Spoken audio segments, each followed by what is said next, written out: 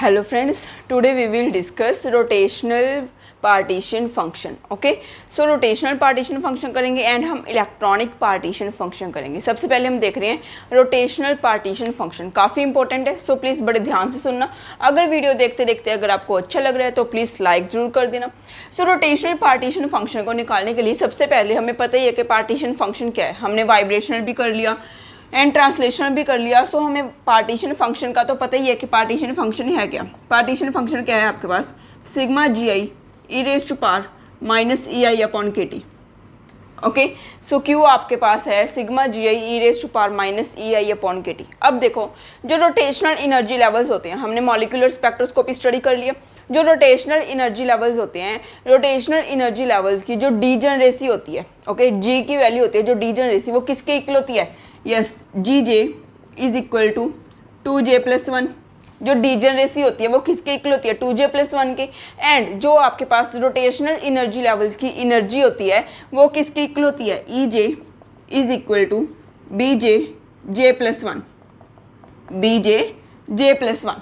Okay, so ये होती है आपके पास energy and degeneracy of the rotational energy levels. अब देखो, जो रोटेशनल एनर्जी लेवल्स में गैप होता है, मीन्स जो एनर्जी होती है, जो रोटेशनल एनर्जी लेवल्स में गैप होता है वो हमेशा केटी से लेस होता है. क्योंकि हमें पता ही है जो वाइब्रेशनल एनर्जी लेवल्स में गैप होता है वो अप्रॉक्सीमेटली इक्वल टू केटी होता है, जो कि थर्मल एनर्जी है हमारे पास. ओके, सो अगर हम रोटेशनल एनर्जी लेवल्स की जो आपके पास एनर्जी है, जो एनर्जी गैप है, एनर्जी गैप किससे कम है, केटी से कम है. सो आप यहाँ पे भी इंटीग्रेशन यूज़ कर सकते हो in comparison to summation.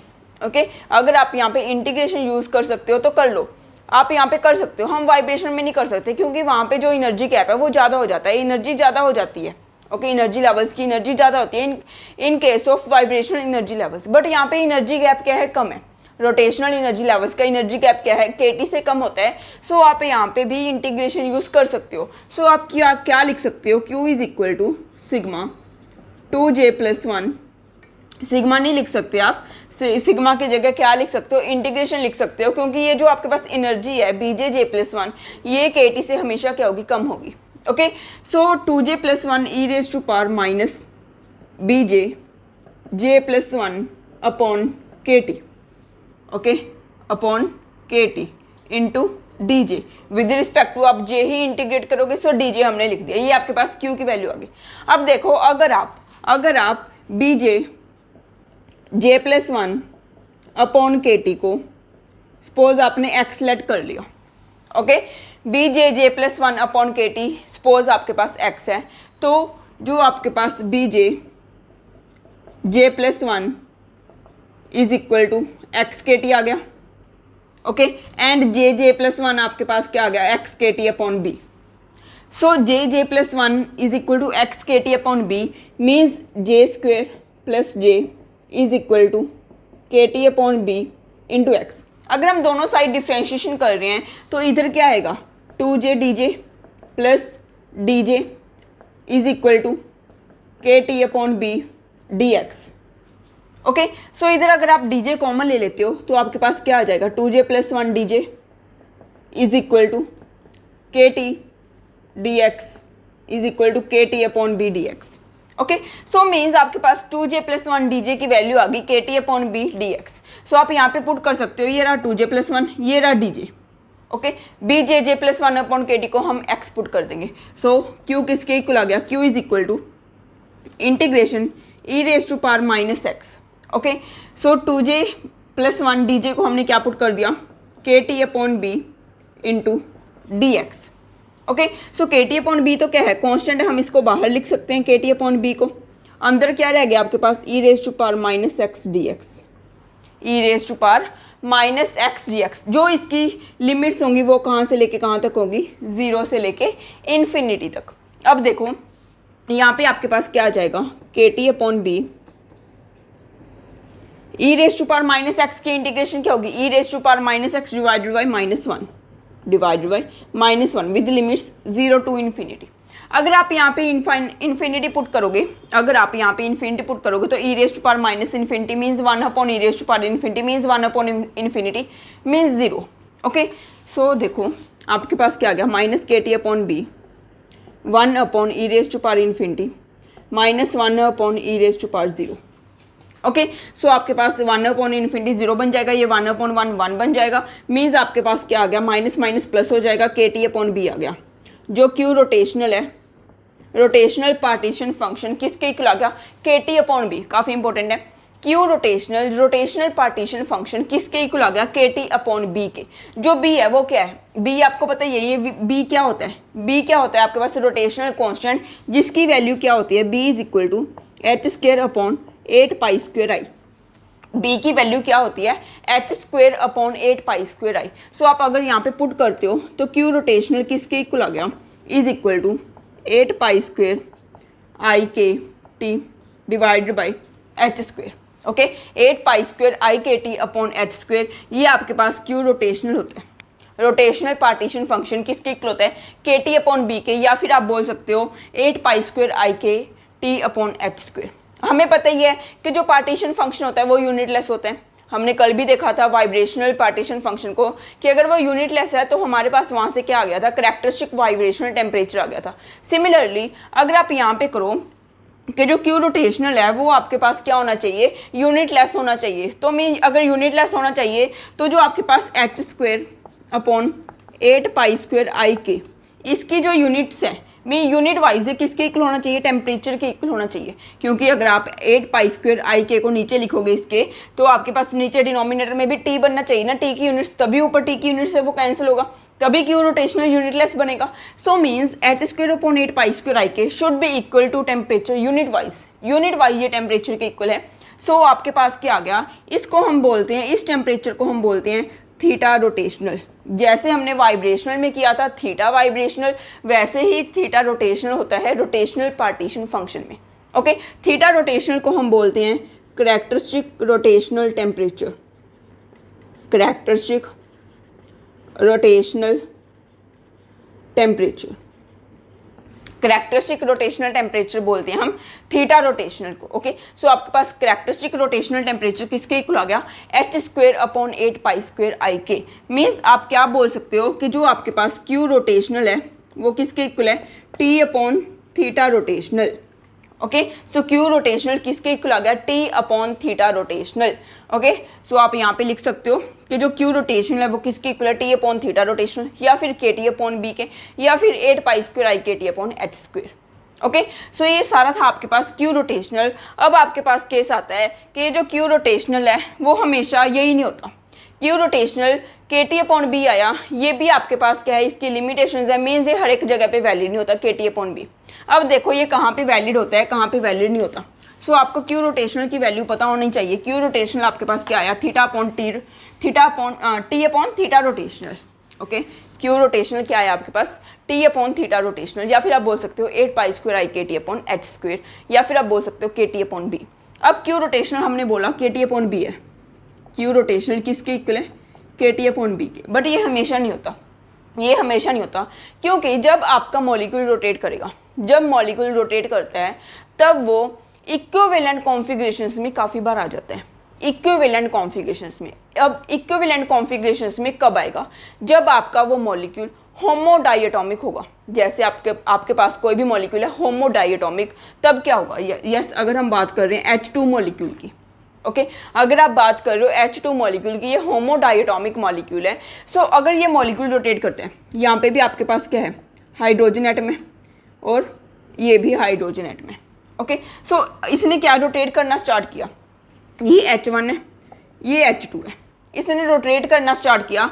Rotate करते करते जब ये 180 डिग्री रोटेट किया तो भी आपके पास यही कॉन्फ़िगरेशन बन जाएगी, तब भी आपके पास यही कॉन्फ़िगरेशन बन जाएगी, बिकॉज दोनों के दोनों हाइड्रोजन एटम्स हैं, सेम कॉन्फ़िगरेशन बन जाएगी। मीन्स अगर ये अपना एक रेवोल्यूशन कंप्लीट करता है, ओके, अगर ये अपना एक मीन्स 360 डिग्री ये रोटेट करता है, तो मीन्स इसकी जो इक्विवेलेंट कॉन्फ़िगरेशन है वो कितनी बन रही है, 2 बन रही है। एक तो ये ऐसे है ही, अगर ये 180 डिग्री रोटेशन कंप्लीट करता है फिर भी ये इक्विवेलेंट बन जाता है पहले जैसा। सो हम इसको बोलते हैं कि एक चक्कर कंप्लीट करने पे, एक रेवोल्यूशन कंप्लीट करने पे इसकी 2 इक्विवेलेंट कॉन्फ़िगरेशंस बन रही हैं। ओके, सो ये 2 बार ही हम काउंट कर रहे हैं, सेम ही कॉन्फ़िगरेशन हम 2 बार ही काउंट कर रहे हैं, बट ये नहीं होनी चाहिए। सो जो आपके पास KT/B है ये यहाँ पे वैलिड नहीं है, Kt/B उन मॉलिक्यूल्स के लिए वैलिड नहीं है जो होमोडाइएटॉमिक होते हैं, क्योंकि होमोडाइएटॉमिक में आपके पास क्या होता है, एक ही कॉन्फ़िगरेशन आप 2 बार काउंट कर रहे हो, एक ही कॉन्फ़िगरेशन 2 बार काउंट कर रहे हो। सो होमोडाइएटॉमिक के केस में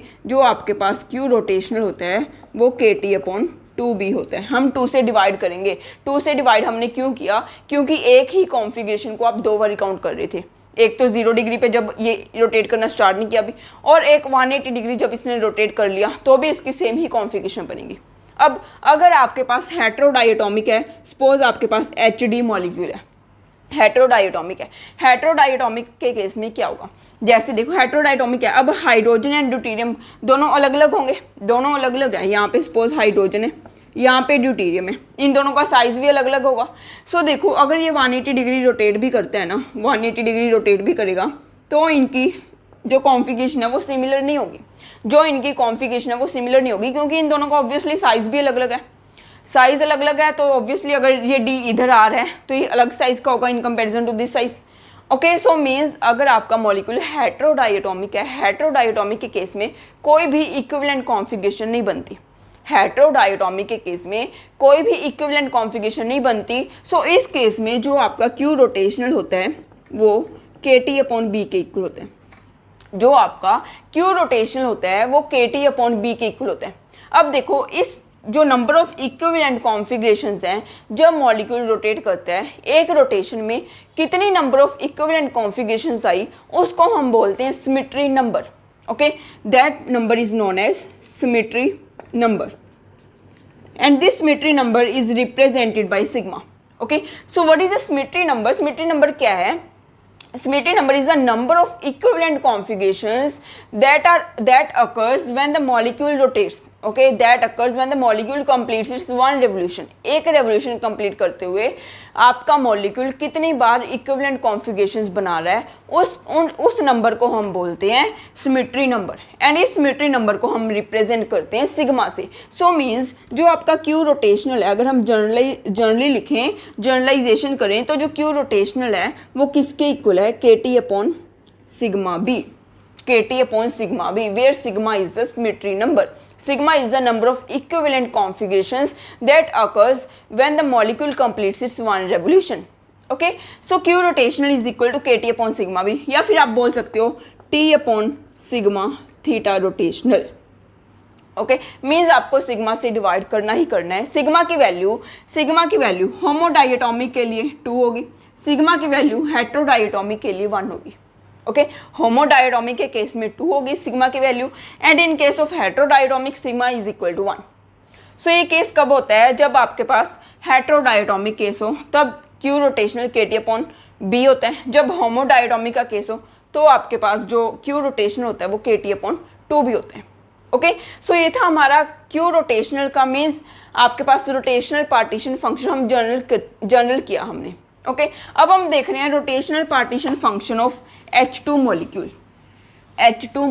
अब देखो H2 मॉलिक्यूल का रोटेशनल पार्टीशन फंक्शन स्टडी करने से पहले मैं आपको बता दूं, आपके पास जो हाइड्रोजन एटम्स होते हैं, जो हाइड्रोजन मॉलिक्यूल है उसमें 2 हाइड्रोजन्स होते हैं। वो 2 हाइड्रोजन्स या तो ऑर्थो हाइड्रोजन्स हो सकती हैं या फिर पैरा हाइड्रोजन्स हो सकती हैं। अब देखो ऑर्थो हाइड्रोजन्स क्या होती हैं, अब हम कर रहे हैं ऑर्थो एंड पैरा हाइड्रोजन्स का concept. Ortho hydrogens and para hydrogens, ortho and para hydrogens क्या होती? अब देखो H2 मॉलिक्यूल में जो दोनों के दोनों हाइड्रोजन एटम्स हैं, जो दोनों के दोनों हाइड्रोजन एटम्स हैं इन case of ortho hydrogen. Okay, in case of ortho hydrogen जो दोनों के दोनों हाइड्रोजन एटम्स हैं वो अपनी, अब देखो जो हाइड्रोजन एटम्स हैं वो अपनी स्पिन के अराउंड तो रिवॉल्व कर ही रहे हैं, अपनी स्पिन के अराउंड तो वो रोटेट कर ही रहे हैं। सो अब देखो जो अगर तो वो सेम ही डायरेक्शन में रोटेट करते हैं, अगर तो दोनों के दोनों हाइड्रोजन जो आपके पास एटम्स हैं, दोनों के दोनों हाइड्रोजन एटम्स सेम ही डायरेक्शन में रोटेट कर रहे हैं, वो केस होता है आपके पास ऑर्थो हाइड्रोजन्स का केस। अगर दोनों के दोनों हाइड्रोजन एटम्स डिफरेंट डायरेक्शंस में मूव कर रहे हैं, वो आपके पास केस होता है पैरा हाइड्रोजन का। ओके, सो ऑर्थो हाइड्रोजन में क्या होता है, दोनों के दोनों hydrogen atoms in hydrogen molecule, दोनों के दोनों हाइड्रोजन एटम्स सेम ही डायरेक्शन में रोटेट करते हैं। जो पैरा हाइड्रोजन का केस होता है, दोनों के दोनों हाइड्रोजन्स ऑपोजिट डायरेक्शन में रोटेट करते हैं। ओके, सो ऑर्थो हाइड्रोजन के केस में क्या होगा, जो आपके पास स्पिन वेव फंक्शन है, स्पिन वेव फंक्शन क्या होगा, हम इसको बोल सकते हैं spin wave function is symmetrical. Spin wave function क्या होता है, सिमेट्रिकल। एंड पैरा हाइड्रोजन्स के केस में जो स्पिन वेव फंक्शन होता है वो क्या होता है, एंटी सिमेट्रिकल, या फिर आप बोल सकते हो असिमेट्रिकल। ओके, ऑर्थो हाइड्रोजन्स के केस में जो आपके पास स्पिन वेव फंक्शन होता है वो क्या होता है, सिमेट्रिकल, बिकॉज दोनों के दोनों हाइड्रोजन सेम ही डायरेक्शन में स्पिन कर रही हैं। बट पैरा हाइड्रोजन में ये असिमेट्रिकल होता है क्योंकि दोनों के दोनों हाइड्रोजन्स अपोजिट डायरेक्शन में स्पिन कर रही हैं। ओके, सो अब हमने निकालना है ऑर्थो हाइड्रोजन का एंड पैरा हाइड्रोजन का रोटेशनल पार्टीशन फंक्शन। पहले हम देख लें कि अगर हम एट 0 केल्विन की बात कर रहे हैं, 0 केल्विन पे जो आपके पास हाइड्रोजन मॉलिक्यूल होता है, उसमें कुछ रेशो ऑर्थो हाइड्रोजन्स की होती है, कुछ रेशो आपके पास पैरा हाइड्रोजन की होती है। ओके, सो अगर तो आप 0 केल्विन पे देख रहे हो, 0 केल्विन पे क्या होता है, जो ऑर्थो एंड पैरा में से पैरा डोमिनेंट होता है। ओके, ऑर्थो एंड पैरा में से पैरा डोमिनेंट होता है, para is dominant when at 0 kelvin. Okay, at 0 kelvin para is dominant, means para की जो रेशो होती है वो ज़्यादा होती है इन कंपैरिजन टू ऑर्थो, अगर हम 0 केल्विन पे देख रहे हैं। अगर आप थोड़े से ज़्यादा टेम्परेचर पे देख रहे हो, मीन्स 0 केल्विन पे नहीं देख रहे, उस टेम्परेचर पे देख रहे हो जिस टेम्परेचर पे जो गैस है वो लिक्विफाई होती है। ओके, मीन्स जिस टेम्परेचर पे जो हाइड्रोजन गैस है वो लिक्विफाई होती है, अगर आप वो वाला टेम्परेचर देख रहे हो, तब ऑर्थो एंड जो पैरा हाइड्रोजन हैं उनकी जो रेशो होती है वो 1:1 होती है। आपसे पूछा जा सकता है, पूछा भी गया है पहले, ये काफ़ी इंपॉर्टेंट है, पूछा भी गया है पहले कि ऑर्थो एंड पैरा हाइड्रोजन्स की रेशो क्या होती है जब गैस लिक्विफाई होती है। उस टेम्परेचर पे, जिस टेम्परेचर पे गैस लिक्विफाई होती है, तब ऑर्थो एंड पैरा हाइड्रोजन्स की रेशो क्या होती है। ओके, सो क्या होती है, 1:1। अगर बात की जाए एट हाई टेम्परेचर, या फिर आप बोल सकते हो at room temperature. Okay, 0 kelvin से तो ऑब्वियसली एट हाई टेम्परेचर ही हो गया ना, ये हम क्या है एट 0 केल्विन से स्टार्ट किया हुआ है। ओके, सो एट हाई टेम्परेचर क्या होगा, हाई टेम्परेचर पे, या फिर आप बोल सकते हो एट रूम टेम्परेचर पे, मॉडरेट टेम्परेचर पे क्या होगा कि जो ऑर्थो एंड पैरा की रेशो है वो कितनी होती है, 3:1। ऑर्थो एंड पैरा की रेशो कितनी होती है, 3:1। ओके, सो अब हम देख रहे हैं ortho hydrogens and para hydrogens का रोटेशनल पार्टीशन फंक्शन। अब देखो आपके पास H2 मॉलिक्यूल है, H2 मॉलिक्यूल में जो हाइड्रोजन एटम्स हैं उनकी जो I वैल्यू है वो कितनी है, 1/2। अगर 1/2 है मीन्स ये क्या हैं, फर्मियॉन्स हैं। अगर फर्मियॉन्स हैं मीन्स इसके लिए जो आपके पास साई टोटल होगा, ये वैसे हमने मॉलिक्यूलर स्पेक्ट्रा में भी किया था, जो साई टोटल होगा वो क्या होगा, साई टोटल क्या होगा, सिमेट्रिकल, एंटी सिमेट्रिकल। जो साई टोटल होगा वो क्या होता है, एंटी सिमेट्रिकल। ये मैंने पहले भी बता दिया आपको, anti symmetrical in case of fermions. Bosons के लिए क्या होता है, सिमेट्रिकल। सो अगर total wave function anti symmetrical है मीन्स टोटल वेव फंक्शन क्या क्या होता है, total wave function is equal to space wave function into spin wave function. Means psi total किसके इक्वल हो सकता है, या तो साई एस बीटा ई, या फिर और साई ए बीटा एस। ये हमने पहले भी किया हुआ है ग्रुप थ्योरी में। ओके, या तो मॉलिक्यूलर स्पेक्ट्रम में, सॉरी, साई टोटल किसके इक्वल होगा, साई एस बीटा ए या फिर Sai a beta S. Okay, सो अब देखो साई टोटल इसके इक्वल है। अब हमने क्या किया था, तब भी हमने किया था कि जो हाइड्रोजन मॉलिक्यूल है उसका जो मॉलिक्यूलर टर्म सिंबल है वो क्या है, 1 sigma g positive. Molecular term symbol क्या है, 1 sigma g positive. G means positive, positive means positive. अगर पॉजिटिव हो तो आपके पास क्या होता है, अगर आपके पास रिजल्टेंट पॉजिटिव बन रहा है, ये सारा कुछ पहले करवाया हुआ है, सो मैं इसलिए थोड़ा सा फास्ट करवा रही हूँ। अगर ये रिजल्टेंट पॉजिटिव बन रहा है, इसका मीनिंग क्या है कि जो आपके पास इवन जे वैल्यूज़ होंगी, इवन जे वैल्यूज़ के साथ क्या आएगा, एंड ऑड जे वैल्यूज़ के साथ क्या आएगा। यस, आप सोच के देखो, अगर आपको याद आ रहा है मीन्स आप याद कर रहे हो, आप लर्न कर रहे हो, नहीं तो आप देख के ही छोड़ रहे हो वीडियोस को। ओके, सो अगर आपको पता है कि हम अब इवन जे वैल्यूज़ के साथ क्या लेंगे, इवन जे वैल्यूज़ के साथ क्या लेंगे एंड ऑड जे वैल्यूज़ के साथ क्या लेंगे। यस, इवन जे वैल्यूज़ के साथ क्या लेंगे अब, Sai S, and odd J values के साथ क्या लेंगे, साई ए। अगर आपने यहाँ पे साई एस लिया है तो बीटा ए आएगा, अगर साई ए लिया है तो बीटा एस आएगा, क्योंकि टोटल वेव फंक्शन हमने क्या रखना है, एंटी सिमेट्रिकल। सो इवन जे वैल्यूज़ के साथ साई एस बीटा ही आएगा एंड और जे वैल्यूज़ के साथ साई ए बीटा एस आएगा। एंड जो आपके पास beta s upon beta a होता है, ये कितना होता है, न्यूक्लियर पॉपुलेशन वेट, ये हमने पहले किया हुआ है। न्यूक्लियर पॉपुलेशन वेट ये किसके इक्वल होता है, 2i+1 into i+1 divided by 2i+1 into I. Okay, 2i+1 divide into i+1 divide by 2i+1 into I. अगर आप आई की वैल्यू 1/2 पुट करोगे तो आपके पास आ जाएगा 3:1, 3:1 आ गया।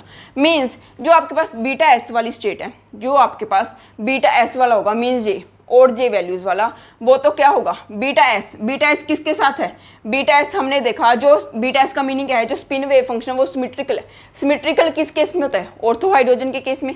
मीन्स ये जो बीटा एस है ये ऑर्थो हाइड्रोजन का है एंड ये जो बीटा ए है इसका मीन क्या है, पैरा हाइड्रोजन। इसको हम क्या लिख सकते हैं कि जो आपके पास बीटा ए है मीन्स जो इवन जे वैल्यूज़ आएंगी, जो इवन जे वैल्यूज़ आएंगी, इवन जे वैल्यूज़ किसके साथ आएंगी, इवन जे वैल्यूज़ कब आएंगी, जब आपके पास क्या होगा, पैरा हाइड्रोजन। अगर आप पैरा हाइड्रोजन का देख रहे हो, पैरा हाइड्रोजन के केस में, पैरा हाइड्रोजन के केस में जो रोटेशनल वेव फंक्शन होगा वहाँ पे जे वैल्यू क्या हो सकती है, इवन। एंड अगर आप ऑर्थो हाइड्रोजन का देख रहे हो, ऑर्थो हाइड्रोजन के केस में क्या होगा, जो जे वैल्यू होगी वो क्या होगी, ऑड। ओके, अगर आप ऑर्थो हाइड्रोजन का केस देख रहे हो, ऑर्थो हाइड्रोजन में जो जे की वैल्यू होगी वो क्या होगी, ऑड।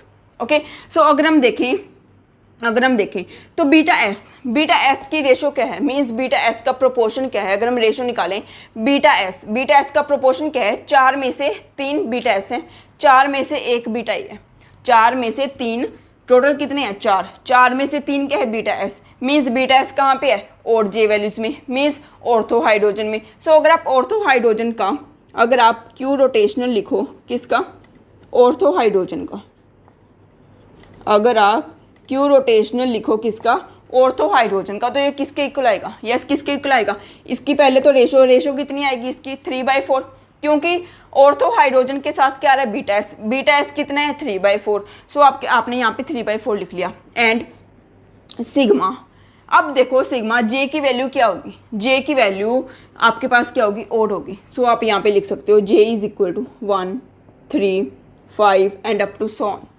आगे क्या लिखोगे, 2j+1 e⁻⁻bj j+1 upon kt।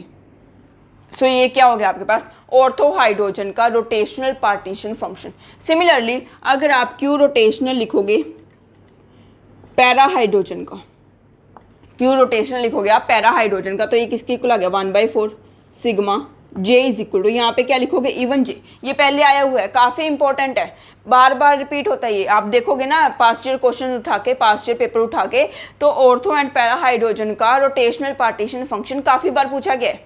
Okay, सो ध्यान से देखो, कुछ भी नहीं करना, आपको ये पता होना चाहिए 3/4 क्यों आया, 1/4 क्यों आया, 3/4 क्यों आया, क्योंकि बीटा एस की वैल्यू कितनी है, बीटा एस का आप बोल सकते हो कि पार्टीशन कितनी है, बीटा एस की 3/4 है, बीटा एस की कॉन्ट्रीब्यूशन कितनी है, 3/4 है, बीटा ए की कॉन्ट्रीब्यूशन कितनी है, 1/4 है। ओके, सो 1/4 जे की वैल्यू क्या आएगी, इवन आएगी इन केस ऑफ पैरा हाइड्रोजन। तो आगे क्या आ गया, 2j+1 e⁻⁻bj j+1 upon kt। Okay, so ये काफ़ी इंपॉर्टेंट है। इन आपने क्या देखा, ऑर्थो एंड पैरा हाइड्रोजन का रोटेशनल पार्टीशन फंक्शन। सिमिलरली आप D2 का भी कर सकते हो। ये तो क्या था, H2 मॉलिक्यूल का था। अगर आप D2 का करो, D2 का क्या होता है, यस D2 के केस में क्या होता है, I की वैल्यू क्या होती है, 1। D2 मॉलिक्यूल के केस में जो I की वैल्यू वो 1 है। इसका मीनिंग क्या है, ये बोजोन है। अगर बोजोन है तो टोटल वेव फंक्शन होगा वो क्या होगा, सिमेट्रिकल। अगर टोटल वेव फंक्शन सिमेट्रिकल है मीन्स हम इसको क्या लिख सकते हैं, या तो साई एस बीटा एस होगा या फिर साई ए बीटा ए होगा। ओके, टोटल वेव फंक्शन हमें सिमेट्रिकल चाहिए। सो अब देखो, अब आपके पास जो इसका मॉलिक्यूलर टर्म सिंबल होता है वो भी क्या होता है, 1 sigma g positive. Means positive resultant क्या बन रहा है, पॉजिटिव। मीन्स इवन जे के साथ क्या आएगा, इवन जे और जे, इवन जे के साथ क्या आएगा, साई एस, और जे के साथ क्या आता है आपके पास, यस इवन जे के साथ क्या आएगा साई एस, एंड और जे के साथ क्या आएगा साई ए। अगर साई एस आ रहा है तो ऊपर क्या आएगा बीटा एस, यहाँ पे क्या आएगा बीटा ए, क्योंकि टोटल वेव फंक्शन क्या चाहिए हमें सिमेट्रिकल। ओके सो अब देखो साई एस बीटा है, साई ए बीटा ए। अगर आप beta s upon beta a निकालो, beta s upon beta a, beta s upon beta a कितना आएगा, बीटा एस की वैल्यू यहाँ पे कितनी होती है 2i+1 into i+1 divided by beta A की वैल्यू कितनी होती है 2i+1 into I is equal to, अब ये देखो कितना आ गया। अगर आप यहाँ पे 1 वैल्यू पुट करो, 2 into 1 2 into 2 2 plus 3 2 plus 1 3 3 into 2 6 divided by यहाँ पे आप देखो 3 इंटू 1 3 मीन्स 6/3 की आगे रेशो आ गई बीटा एस अपॉन बीटा ए। मीन्स अगर आप बीटा एस की कॉन्ट्रीब्यूशन देखो, बीटा एस की कॉन्ट्रीब्यूशन कितनी है 6/9, टोटल कितना है 9। कितनी कॉन्ट्रीब्यूशन हुई बीटा एस की 6/9, एंड बीटा ए की कॉन्ट्रीब्यूशन कितनी हुई 3/9। सो जो वेव फंक्शन आपके पास वेव फंक्शन है, जो पार्टीशन फंक्शन है क्यू रोटेशनल D2 मॉलिक्यूल का, ओके D2 मॉलिक्यूल का जो आपके पास क्यू रोटेशनल है, rotational partition function of D2। अगर ये ऑर्थो है, ऑर्थो के केस में क्या आ गया, यस ऑर्थो कब होता है जब सिमेट्रिकल हो बीटा एस हो। सो ये है ऑर्थो का केस, ये है आपके पास पैरा का केस। D2 ऑर्थो के केस में क्या होगा, आप क्या लिखोगे, ऑर्थो की कॉन्ट्रीब्यूशन कितनी है 6/9 सिग्मा। अब जे की वैल्यू क्या होगी, ऑर्थो के केस में H2 के केस में क्या था आपके पास और थी जे की वैल्यू, यहाँ पे क्या होगी इवन होगी, क्योंकि बीटा एस इवन जे के साथ आ रहा है। सो मीन्स जे की value 0 2 4 6 2j+1 e⁻⁻ bj+1 upon के टी। सिमिलरली अगर आप क्यू रोटेशनल देख रहे हो किसका, पैरा का, पैरा के केस में क्या होगा 3/9 सिग्मा जे ओड होगा अब 1 3 5 up to so on and 2j+1 e⁻⁻ bj j+1 upon के टी। ओके सो ये होता है आपके पास rotational partition function in case of H2 molecule and D2 molecule. हमने सारा देखा, मैंने आपको सारा समझाया H2 मॉलिक्यूल के केस में कैसे करना है, D2 मॉलिक्यूल के केस में कैसे करना है। दो केसेस बनते हैं, एक केस ऑर्थो का बनता है एंड दूसरा केस आपके पास पैरा का बनता है। ओके सो पहले हमने किया था rotational partition function. Rotational partition function में हमने देखा कि जो क्यू रोटेशनल की वैल्यू है वो KT अपॉन बी आ गई, बट ये हमेशा सही नहीं है। हमने इसको करेक्शन कर दी थी। करेक्शन कैसे की थी, KT अपॉन सिग्मा बी कर दिया था। ओके सिग्मा क्या था आपके पास symmetry number, KT upon sigma भी आपके पास आ गया था क्यू रोटेशनल। और हम क्या बोल सकते हैं 8π² KT अपॉन h², और हम क्या बोल सकते हैं T upon sigma theta rotational. Okay so ये सारा आपके पास था क्यू रोटेशनल पार्टीशन फंक्शन। फिर हमने देखा था कि जो ऑर्थो एंड पैरा की जो रेशो है अलग अलग टेम्परेचर पे क्या होती है, अलग अलग होती है। अगर तो आप 0 केल्विन पे देख रहे हो तो पैरा डोमिनेंट होता है। अगर आप उस टेम्परेचर पे देख रहे हो जिस टेम्परेचर पे आपकी गैस लिक्विफाई होती है, उस टेम्परेचर पे क्या होता है ऑर्थो एंड पैरा की रेशो 1:1 होती है। एंड अगर आप हाई टेम्परेचर पे देख रहे हो मीन्स रूम टेम्परेचर पे देख रहे हो, तब आपके पास जो ऑर्थो एंड पैरा की रेशो है वो 3:1 होती है। ओके सो फिर हमने किया था ऑर्थो एंड पैरा का रोटेशनल पार्टीशन फंक्शन। ऑर्थो आपने हाइड्रोजन भी देखा एंड आपने ड्यूटेरियम मॉलिक्यूल भी देखा।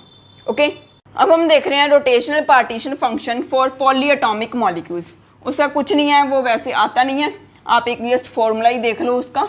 रोटेशनल पार्टीशन फंक्शन आप सीधा ही लिख लो Q rotational for polyatomic molecules, for polyatomic molecules, या फिर आप इसको क्या बोल सकते हो फॉर 3 डिग्रीज ऑफ फ्रीडम।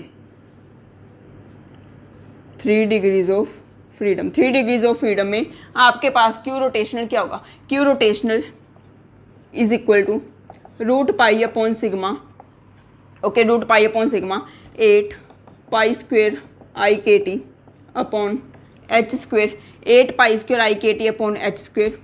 यहाँ पे IA आ जाएगा। Okay 8π² IKT upon h² raised to power 1/2, 8π² IKT IB आ जाएगा अब यहाँ पे h² 1/2, 8π² ICKT upon h² raised to power 1/2। ये होता है आपके पास पॉलीएटॉमिक मॉलिक्यूल्स के लिए रोटेशनल पार्टीशन फंक्शन, बट ये ज़्यादा इंपॉर्टेंट नहीं है, कभी आया नहीं हुआ। सो इसमें इसका आप बेसिकली फॉर्मूला याद रख लो, अगर बाई चांस आ भी जाता है तो आपको फॉर्मूला आना चाहिए। Okay √π upon sigma 8π² IAKT upon h² raised to power 1/2, 8π² IBKT upon h² raised to power 1/2, 8π² ICKT upon h² raised to power 1/2। Okay, so ये होता है आपके पास Q rotational for polyatomic molecules. अब हम देख रहे हैं इलेक्ट्रॉनिक पार्टीशन फंक्शन। ये हमने देखा सारा रोटेशनल पार्टीशन फंक्शन। अब हम देख रहे हैं electronic partition function. Yes, electronic partition function. Electronic partition function में कुछ भी ज़्यादा होता नहीं है। यस, क्यों नहीं होता? इलेक्ट्रॉनिक पार्टीशन फंक्शन में कुछ भी ज़्यादा क्यों नहीं होता? क्योंकि जो इलेक्ट्रॉनिक एनर्जी लेवल्स में गैप होता है, जो इलेक्ट्रॉनिक एनर्जी लेवल्स में गैप होता है, वो हमें पता है ये थर्मल एनर्जी से काफ़ी ज़्यादा होता है। थर्मल एनर्जी से काफ़ी ज़्यादा होता है क्या? इलेक्ट्रॉनिक एनर्जी लेवल्स में गैप। मीन्स आप बोल सकते हो delta E electronic is greater than के टी। अगर ये के टी से ज़्यादा है तो मीन्स जो आप क्यू लिखते हो, क्यू किसके को लिखते हो? G0 e raise to power minus E0 upon के T plus G1 e raise to power minus E1 upon के T plus G2 e raise to power minus E2 upon के T and up to so on. Okay, so अगर ये के T से काफ़ी ज़्यादा है, मीन्स आपके पास जो E1 है, जो फर्स्ट एनर्जी लेवल है, सपोज ये ग्राउंड है, जो फर्स्ट एनर्जी लेवल होगा उसकी जो गैप है वो काफ़ी ज़्यादा होगा। मीन्स फर्स्ट एनर्जी लेवल की एनर्जी काफ़ी ज़्यादा होगी। किससे काफ़ी ज़्यादा होगी? के टी से काफ़ी ज़्यादा होगी। अगर आपके पास E1 काफ़ी ज़्यादा है के टी से तो क्या लिख सकते हो आप? E1 इज़ ग्रेटर देन के टी। इसका मीनिंग क्या है कि जो E1 अपॉन के टी है, E1 अपॉन के T is greater than 1। Means अगर E1 के टी से काफ़ी ज़्यादा है, अगर E1 के टी से काफ़ी ज़्यादा है तो जो e raise to power minus E1 upon के टी है, माइनस E1 अपॉन के टी, ये तो जीरो को अप्रोच करेगा क्योंकि E1 अपॉन के टी काफ़ी ज़्यादा है। माइनस आगे क्या है? नेगेटिव साइन है, तो ई रेज टू पावर ये काफ़ी स्मॉल बन जाएगा। Means approximately equal to zero. ये कब होगा? जब आपका जो एनर्जी लेवल है, एनर्जी लेवल की एनर्जी काफ़ी ज़्यादा होगी इन कंपैरिजन टू के टी। ओके, जो के टी की वैल्यू होती है, के टी एट रूम टेम्परेचर आप बोल सकते हो। अगर टी की वैल्यू आपके पास 298 केल्विन है, अगर टी की वैल्यू 298 केल्विन है तो के टी की वैल्यू क्या होती है? 209 पर सेंटीमीटर। तो के टी की वैल्यू क्या होती है? 209 पर सेंटीमीटर। मीन्स अगर आपके पास जो एनर्जी लेवल की एनर्जी है वो 209 पर सेंटीमीटर से काफ़ी ज़्यादा है तो आप इसको अप्रॉक्सीमेटली इक्वल टू जीरो ले सकते हो। अगर इसको जीरो ले सकते हो तो ऑब्वियसली इसको तो ले ही सकते हो, आगे वाले को तो ले ही सकते हो। सो मीन्स आपके पास जो Q0 है, सॉरी Q है, वो किसके इक्वल आ गया? G0 e raise to power minus E0 upon के टी। सो E0 तो होता ही क्या है? जीरो। तो आपके पास जो Q है वो किसके इक्वल आ गया? G0। क्यू किसके इक्वल आ गया? G0। मीन्स जो इलेक्ट्रॉनिक पार्टीशन फंक्शन है वो किसके इक्वल आ गया? G0 के। ये कब? जब आपके पास जो एनर्जी होगी, एनर्जी लेवल की फर्स्ट एनर्जी लेवल या सेकंड एनर्जी लेवल काफ़ी ज़्यादा होगी इन कंपैरिजन टू के टी। ये होता ही है इलेक्ट्रॉनिक के केस में, ये होता ही, हमें पता ही है जो इलेक्ट्रॉनिक एनर्जी लेवल्स हैं वो उनकी एनर्जी काफ़ी ज़्यादा होती है इन कंपैरिजन टू के T, in comparison to thermal energy. Okay, so आपके पास जो इलेक्ट्रॉनिक पार्टीशन फंक्शन है वो जनरली किसके इक्वल होता है? G0 के इक्वल होता है। मीन्स जो ग्राउंड स्टेट की डीजनरेसी है सिर्फ और सिर्फ उसी के इक्वल होता है Q। और हम बोल देते हैं कि जो आपके पास ग्राउंड स्टेट ही असेसिबल होती है, ग्राउंड स्टेट ही असेसिबल होती है। क्यू अगर G0 के इक्वल है उसका मीनिंग क्या है कि सारे के सारे मॉलिक्यूल्स ग्राउंड स्टेट में ही प्रेजेंट हैं। ओके, सो मीन्स हम लिख सकते हैं, हम बोल सकते हैं कि only the ground state is accessible. और आप बोल सकते हो जैसे हमने किया था eight low temperature and at high temperature, है ना। एट लो टेम्परेचर आपके पास क्या आया था? जो क्यू था वो G0 के इक्वल ही आ गया था। But at high temperature, first वाली वीडियो में बोल रही हूँ आप, एट हाई टेम्परेचर में क्या आ गया था? जो आपके पास क्यू था वो सिग्मा GI आ गया था। Okay, at low temperature Q is equal to G0 and at high temperature Q is equal to sigma GI। So इसका मीनिंग भी आप क्या बोल सकते हो कि at low temperature only the ground state is accessible but at high temperature all the states are accessible. Okay, इसका meaning ये भी है कि at low temperature only the ground state is accessible but at high temperature all the states are accessible. Okay, so electronic partition function में आपने कुछ नहीं ध्यान में रखना, आपने सिर्फ और सिर्फ देखना है कि अगर तो जो ई की एनर्जी है, जो E1 है वो के टी से कंपेरिजन में है, वो कंपेरेबल है, फिर तो आप ये टर्म ले लोगे, बट अगर E1 की वैल्यू काफ़ी ज़्यादा है के टी से, के टी की वैल्यू क्या होगी? 209 पर सेंटीमीटर। के टी की वैल्यू एट रूम टेम्परेचर कितनी होती है? 209 पर सेंटीमीटर। यही क्वेश्चन गेट में पूछा गया है डायरेक्ट कि के टी की वैल्यू एट रूम टेम्परेचर क्या होती है। आप वहाँ पे निकालने लग जाओगे, टाइम वेस्ट होगा। सो ये तो आपके पास स्टैंडर्ड ही है, अगर रूम टेम्परेचर पे देखनी है, 298 केल्विन पे देखनी है तो के टी की वैल्यू 209 पर सेंटीमीटर होती है। यूनिट्स का ध्यान रखना, मैं पर सेंटीमीटर बोल रही हूँ। Okay, so electronic partition function G0 के इक्वल होता है, इसमें कुछ नहीं ध्यान में रखना, बस आपने इलेक्ट्रॉनिक पार्टीशन फंक्शन G0 के इक्वल रख देना अगर ये E की वैल्यू क्या होगी? काफ़ी ज़्यादा होगी। ओके, सो अब हम कर रहे हैं इनके प्रीवियस ईयर क्वेश्चन जो भी हमने आज स्टडी किया है। यस फ्रेंड, ये क्वेश्चन देखो आप, ये क्वेश्चन मैंने ना आपको पहले भी करवाया हुआ है जब हमने मॉलिक्यूलर स्पेक्ट्रा किया था, ओके, रोटेशनल स्पेक्ट्रा किया था, तब भी हमने ये क्वेश्चन किया था, अगर आपको याद हो। The molecule with maximum rotational entropy, okay, आपने बताना है इन मॉलिक्यूल्स में से किसकी मैक्सिमम रोटेशनल एंट्रोपी होती है। यस, रोटेशनल एंट्रोपी किसकी ज़्यादा होती है, हमने किया ही हुआ है। रोटेशनल एनर्जी लेवल सपोज हमने ये बनाए हैं, तो जो इनके बीच का गैप होता है वो कितने का होता है, 2b का गैप होता है ना, 2b का गैप होता है ना। सो मीन्स आपके पास रोटेशनल एंट्रोपी ज़्यादा कब होगी, जब मॉलिक्यूल्स मीन्स आपके पास यहाँ पे भी होंगे, यहाँ पे भी होंगे, यहाँ पे भी होंगे, सारे लेवल्स पे मॉलिक्यूल्स होंगे, उतनी ही एंट्रोपी ज़्यादा होगी। जितनी रैंडमनेस ज़्यादा उतनी ही एंट्रोपी ज़्यादा। सो अब मॉलिक्यूल्स अब हायर स्टेट्स में भी कब होंगे, जब ये गैप कम होगा। ये गैप कब कम होगा, जब बी की वैल्यू कम होगी। बी की वैल्यू कम कब होगी, बी क्या होता है, B is equal to h²/8π²i। B की वैल्यू कम कब होगी, जब आई की वैल्यू ज़्यादा होगी। आई की वैल्यू ज़्यादा कब होगी, जब म्यू की वैल्यू ज़्यादा होगी। म्यू की वैल्यू ज़्यादा कब होगी, जब मास ज़्यादा होगा। मीन्स जिसका मास ज़्यादा उसकी रोटेशनल एंट्रोपी ज़्यादा। सो आपके पास ऑप्शन कौन सी करेक्ट है, O2। अब देखो B2 H2 D2 N2 O2 में से तो O2 का ही मास ज़्यादा है ना, सो O2 आंसर आ गया। या फिर आप इसको स्टैटिस्टिकल से भी कर सकते हो, क्योंकि आपके पास S किसके इक्वल होता है, N ln Q plus T below U। Okay, so S is equal to N ln Q। Q क्या होता है, rotational partition function is equal to KT/B। B की वैल्यू अगर हम पुट करते हैं तो आपके पास आता है 8π²IKT/H²। मीन्स आपके पास अगर रोटेशनल पार्टीशन फंक्शन तभी ज़्यादा होगा जब आपके पास I की वैल्यू ज़्यादा होगी। I की वैल्यू ज़्यादा मीन्स म्यू ज़्यादा, म्यू की वैल्यू ज़्यादा तो Q ज़्यादा, अगर Q ज़्यादा तो S ज़्यादा। Okay, so means rotational entropy ज़्यादा आप दो तरह से प्रूव कर सकते हो, या तो आप रोटेशनल स्पेक्ट्रा से भी प्रूव कर सकते हो और आप स्टैटिस्टिकल एंट्रोपी से भी प्रूव कर सकते हो। एस की वैल्यू क्या आई थी, N ln Q plus T below U।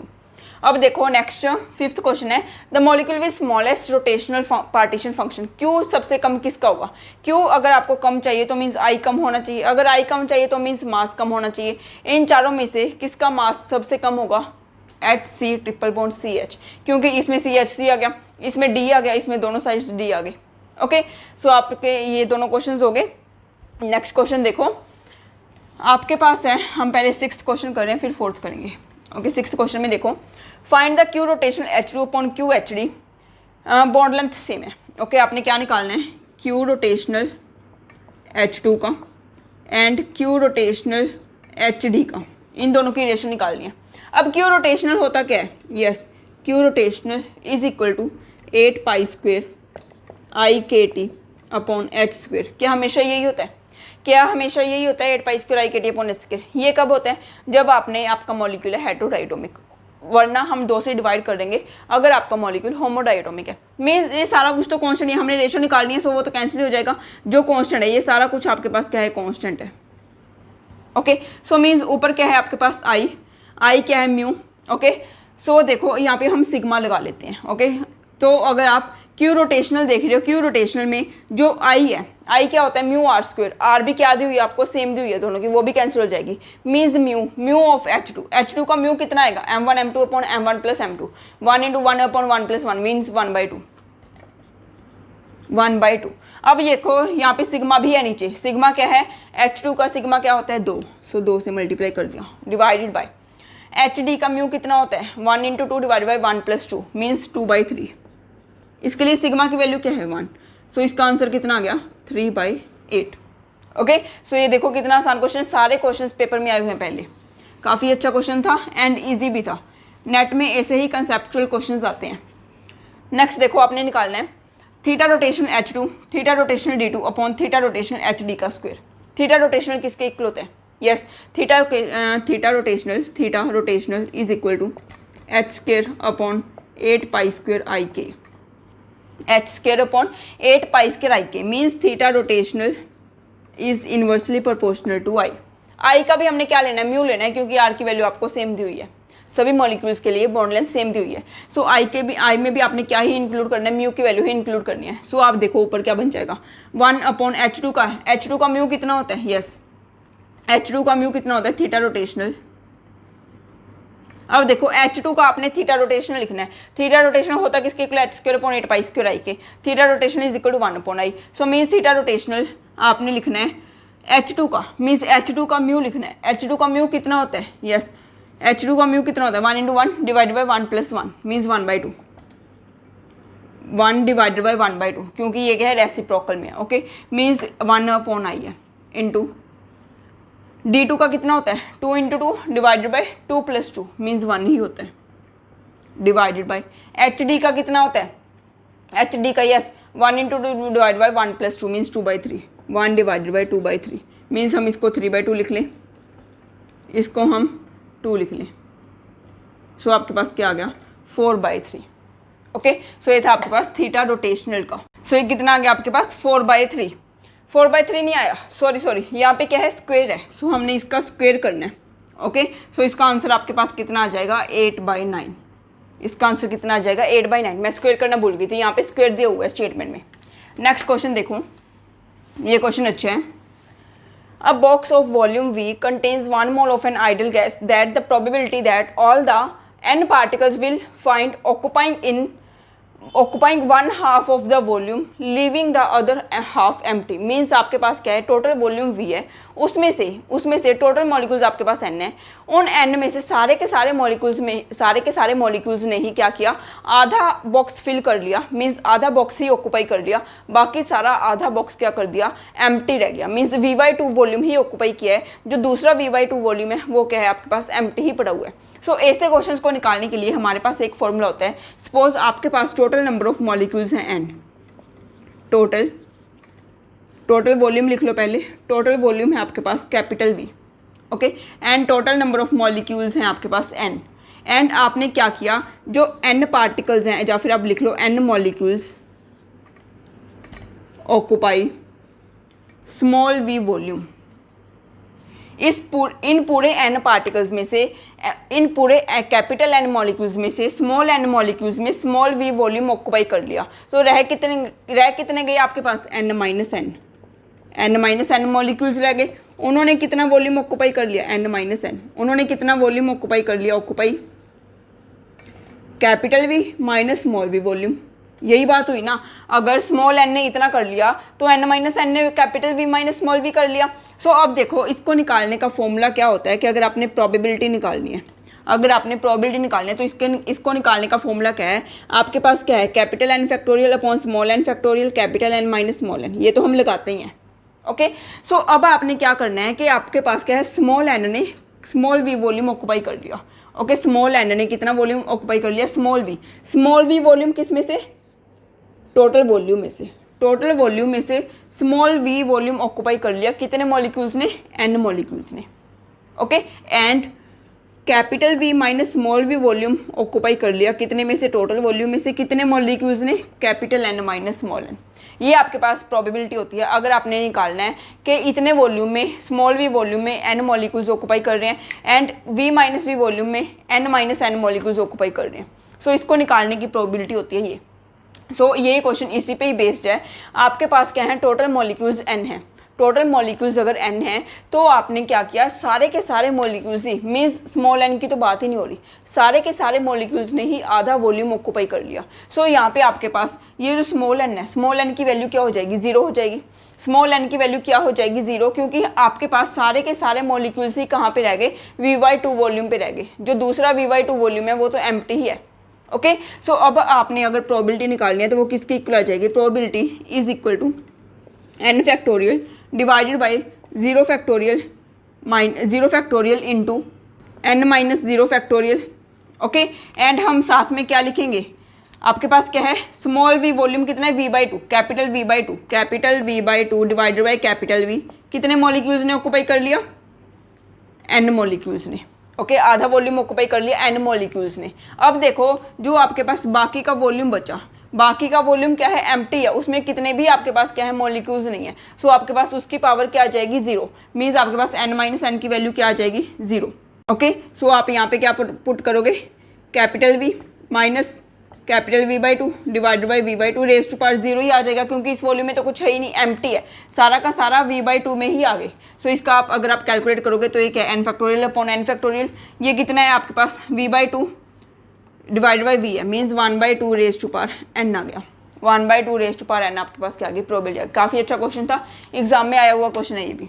Next question देखो, number of doubly degenerate ground states and doubly degenerate electronically excited state, ये भी डबली डीजनरेट है, ये भी डबली डीजनरेट है। इनमें जो गैप है वो है आपके पास 121.1 पर सेंटीमीटर। आपने क्यू इलेक्ट्रॉनिक बताना है। क्यू इलेक्ट्रॉनिक किसके इक्वल होते हैं? Q electronic is equal to G0 e raised to power minus E0 upon KT plus G1 e raised to power minus E1 upon KT।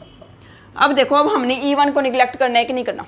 E1 को neglect करना है कि नहीं करना? अब हम रूम टेम्परेचर पे देख रहे हैं। रूम टेम्परेचर पे आपके पास KT की वैल्यू क्या होती है? 209 पर सेंटीमीटर, 209 पर सेंटीमीटर। अब देखो, ये जो आपके पास क्या दिया हुआ है 121.1 पर सेंटीमीटर, मीन्स ये से कम है, ज़्यादा नहीं है। अगर काफ़ी ज़्यादा हो ना, मीन्स हज़ारों में हो, अगर काफ़ी ज़्यादा हो तो हम इसको निगलेक्ट कर सकते हैं, बट अब हमें इसको लेके जाना पड़ेगा। ओके, सो G0 की वैल्यू कितनी है? 2 e raised to power 0 plus G1 की वैल्यू कितनी है? 2 e raised to power minus 121.1 divided by 209।